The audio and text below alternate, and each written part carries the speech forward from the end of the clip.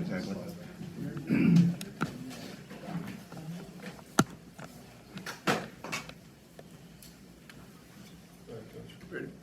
All right, good afternoon. Just follow up a little bit about the game from Saturday. Obviously, a great game for us, particularly in that second half. I just go back and watch it. A couple things that stood out to me. I think, initially in the game, we in the first quarter, we did a great job of occupying the ball, keeping their offense off the field. The negative to that is we were not getting touchdowns. Getting down there twice and had to settle for field goals. And one of them was an errant pass that we had. We just didn't execute, basically, what it boiled down to. And we knew going into the game we needed to score touchdowns against Wake Forest and not settle for field goals the way they could score. So that was certainly a negative. Felt good about the way we were playing at halftime, but we're missing that field goal right before the half. I thought certainly it was a negative as well. We had two penalties that backed us up. You made the first two and then, of course, missed the last one. And, you felt like you played well and you go into halftime, you're losing. And but I did feel good about coming out of the second half. We were really close to creating turnovers and then just exploded in the third quarter, creating 6. Credit to our defense. One thing that really stood out, we had 8 sacks on the day from 8 different people. That just speaks to team defense. And we created 8 turnovers, 6 different people got the turnovers. So you think about the wealth was spread out. It wasn't just one guy. And I think that's tremendous team defense. And that's what you want to play. And I thought our guys our defensive staff did a phenomenal job last week putting together a game plan to slow down Wake Forest. We talked about how good their offense was. Sam Hartman's had an incredible career so far.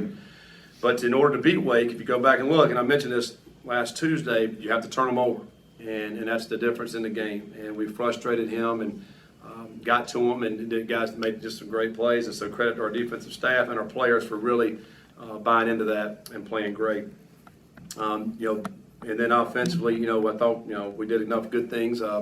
Tyon, was good to have him back this week and, getting over 100 yards and on 11 carries, did a great job with that. And it had some fun in the passing game, hitting a couple of, deceptive plays. One to Marshawn down to the 1 and then Braden Smith. That play was beautiful as well. So just overall, man, just great for our guys. And, I tell you what, we didn't have a full house in the stadium by any means, but the people that were there were awesome. It was loud.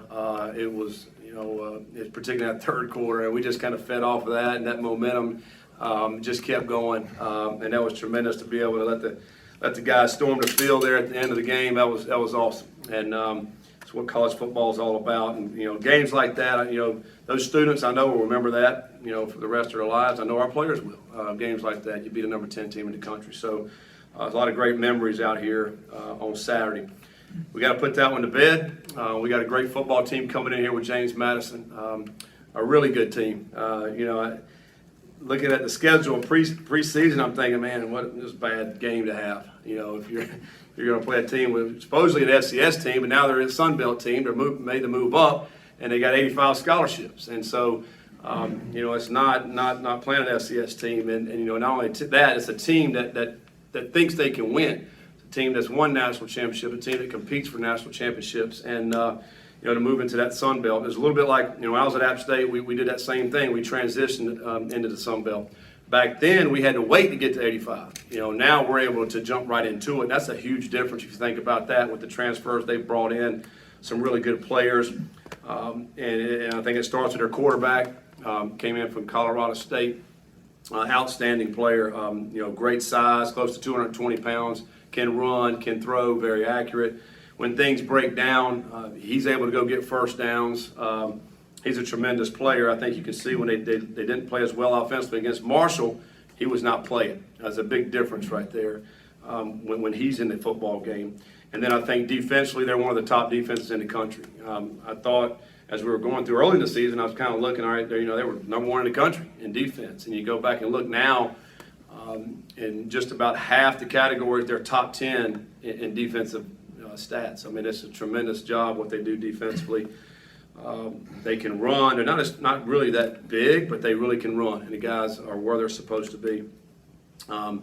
So we got work cut out for us. We got to have a great week of practice this week to get ready for this team, and because this team is certainly capable of coming here and winning this game if we don't play well. There's no question about it. So with that, I'll open up questions.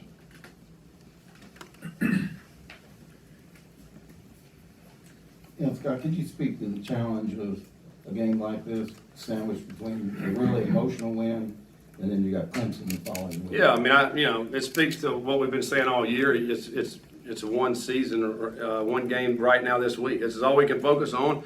Doesn't matter where we're at in the past. It doesn't matter what we got coming up. We know we got some challenges coming up. We have to focus everything on this, just like we did last week, just like we did the Pitt week, and so on and so forth. I mentioned this at the end of the game. It is this coach speak, but it is 100% true that you have to focus everything on this opponent.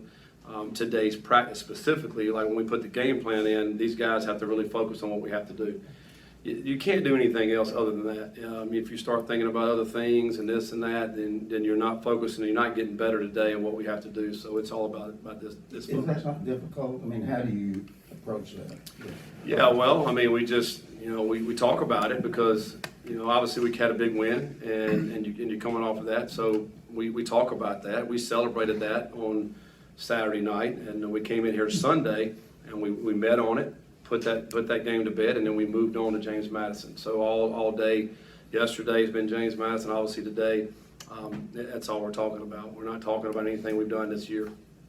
Some teams in college football find three of the easiest teams they can find. You get two, UCF and USF, and then James Madison, Signetti family. What's your philosophy, and who scheduled this game? Yep, it wasn't me. I promise you that. I mean, you'd love to have in my opinion, an FCS game right here where you can, go out and you still have to play well, and you want to play well, but you also can hopefully play a lot of guys.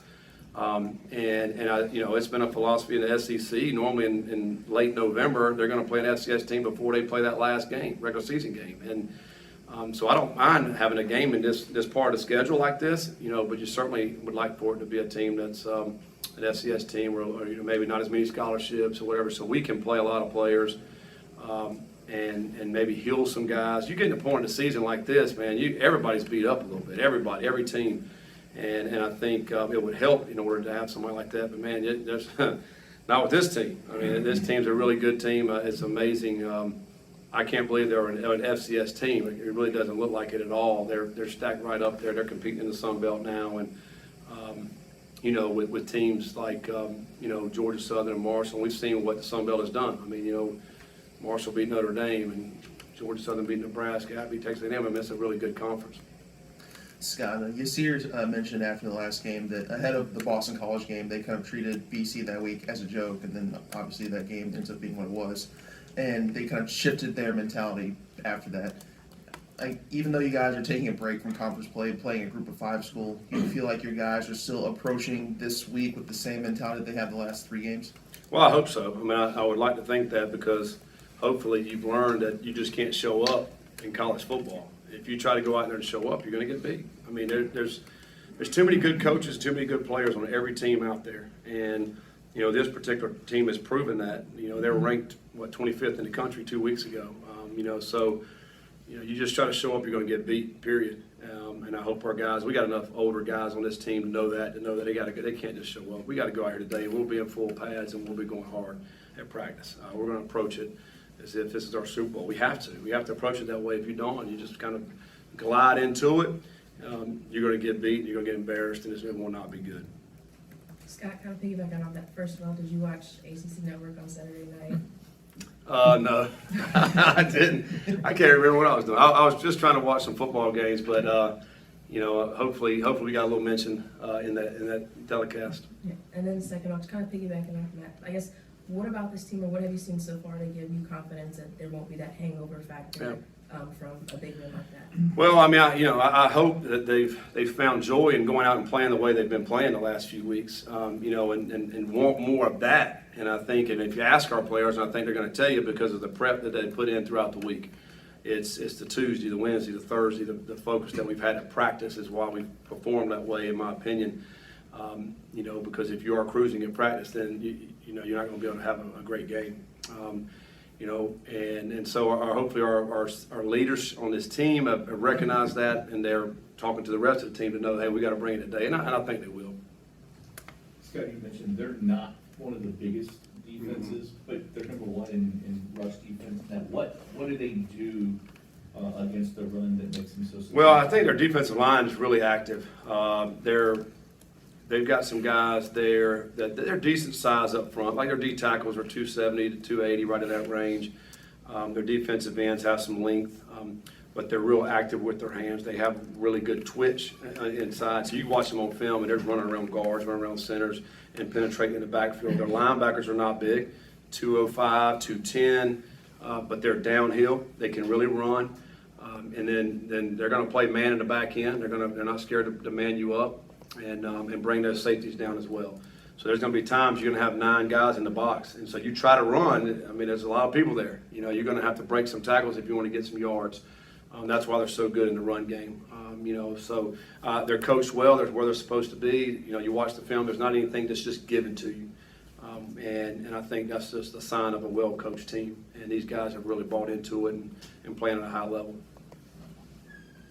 Now that you've kind of got defense and found some answers and doing some things well, what are some next steps for this team? What do you really want to see kind of turn up over these last few weeks, whether it's offensively or otherwise?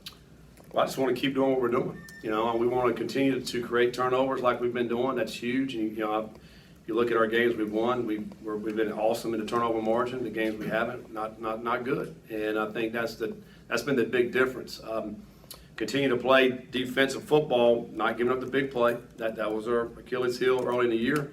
We played really good defense the last few weeks because we haven't done that. I think we're number 1 in the country in sacks. We got to continue to bring pressure. We got to continue to build off of that and keep the pressure on the offenses that we're playing. And then offensively, we got to find ways to get in the end zone. I've mentioned it a bunch this year. We haven't been a big play offense. We have some here and there and those type things, but we have to do a better job of trying to find ways to get in the end zone. And I think that's going to be big, obviously, these next 4 games that we have to find ways to score touchdowns. We're going to be playing some really good defenses. We've already been playing them. You think about Pitt, and Virginia was a lot better defensively, and this team here, and so on and so forth. Clemson, Kentucky State, they're all really, really good on defense. We got to find ways to get in the end zone. What makes Tyon different from the other backs? It seems like when he's in there, he just gets a little more down there. Yeah, I mean, he's got really good size, a lot of power. He's a little bit more under control, I think, when he's running. But he also has if he breaks the second level, he has the speed to take it. We saw that on a long run that he had. We saw it at Syracuse. He had a nice long run. His whole deal has just been dinged up. He hadn't been healthy. And so for him to be able to get out there and play, it was different to get him out there, and I thought that was awesome. Hopefully, he'll be ready to go again this week. He'll practice today and continue to get more and more healthy. I think will certainly help him and help our offense. You mentioned the red zone problem. Probably not a simple thing, but is there a key to solving that problem, or what do you think? Well, I mean, I think it's trying to find, I'm always thinking about ways, all right, who's our playmakers, and try to find them, get them the ball. We have not been great at passing in the red zone, so we relied a lot on the run down there, a lot with Malik when he's in the game. He again had two more touchdowns this weekend running the football. So if we can find some ways to throw the ball better in the red zone, I think that'll help us and down there, and it'll make teams have to be a little bit more honest in their coverage as opposed to stacking the box. So if we can do a little bit better with that, I think that'll really help us a lot in the throw game in the red zone. We'll ask you, about issues on here or there. There are probably things that would look like issues if you weren't playing teams as good as you're playing. Have you had a stretch of games as tough as maybe the last 6 that this team has played this season? And how much has the competition kind of played into the improvement we're seeing right now? Mm-hmm. No, I've never had a schedule like this that I've been a part of. It's been a bunch of tremendous teams. A lot of teams, most of the teams we've played this year have been ranked or are ranked at some point. And a lot of good teams, man. You just really have to. You have to just focus so hard on everything that you're doing as coaches, but then as players as well. you know, there's not any room for error. You know, if you slip here, or if I'm a little bit lackadaisical here, it's going to be a touchdown we're giving up, or a lost yardage play on offense. You know, we have to focus so hard on every single play, and then, you know, game plan wise, like we're very intentional on what we're doing offensively, defensively, what we're calling, because every single play matters. I mean, it's not any room for error. So that's why I don't sleep as good at night. We're just talking about that before I came down here. It's because you're always thinking about ways, what can we do to help ourselves out? What can we do a little bit better to give us one little bit of edge that we need to get these wins? Scott, it wasn't that long ago that the defense players, coaches alike was under fire around here. They've completely turned that around. What have you seen from the coaches and the players to get that done? Yeah, I mean, Brian Brown, all those guys, Coach Crime, D. Nick, Ivy, Coach G, Gaspo, they've done a tremendous job of continuing to find ways to get the right people in the right places on defense. I think that's been big. We have, you know, you think about the secondary in particular. You think about what some of those guys have done and how we've rotated some guys around in the secondary. Moving Trey Clark to, you know, the inside a little bit, covering like a number 2 receiver. That puts Quincy Riley on the outside. You got Brownlee in there. You know, Griffin at safety. I mean, you know, there's a lot of things we've tweaked a little bit on defense there that have really helped us. You know, and I think but our staff's done a great job with that. And then our players have really found their roles of what they do and what they do well. And that's really helped us out on defense. I mean, you know, so we hopefully continue to do what we've been doing on that side of the ball and continue to pressure these offenses because it's creating turnovers and therefore winning football games. Didn't seem like there were many injuries the other night. Are you pretty good besides Canberra? Yeah. Luke is actually progressing really well. He will be out again this week, but he's doing great. Yeah, you know, we came out of that game just some dings and bruises, but everybody's healthy. Everybody's good to go. There wasn't anyone that didn't go Sunday's practice. Some were a little limited, but so we're all good to go. When Trevor was in and out that few weeks that he was injured, Michael played there. I think he played 3 spots the other night on the line, maybe 3 or 4. I think he played 4. Yeah. How important has he been, and how good has Michael been this Oh year? man, it's tremendous. He's a number one, a great human being. Extremely intelligent, and for him to be able to come in and play all, you know, right tackle, right guard, left tackle. He's playing everything but center. That's hard to do, particularly at a high level and against the people we're playing against. But he's very intelligent, smart, knows what's going on, knows what to do, and he's got really good fundamentals. He came in as a really good fundamental offensive lineman, which enabled him to play early, and now he's the most versatile lineman we have. And, you know, whenever somebody goes down or gets dinged, then we're going to slide him right into that spot. I think he could be really, really good if we could just leave him somewhere. I mean, he could be really good. So maybe a little disservice to him, but he's a team guy, and, man, I'm glad he's on our team. Coach, a lot of momentum right now for the program. And these last couple of home games, you've had the opportunity to host a lot of big-time recruits. How has this momentum kind of transitioned over into the recruiting? Yeah, I mean, it's been huge. Obviously, I think, you know, we the last 2 games for sure, we've hosted a tremendous amount of recruits that were committed and or thinking about coming here. You know, we're in their top whatever, top 3 or 4 schools. So, again, we're just continuing to try to recruit these guys to get them here. We know it's never over, even the ones that are committed to us.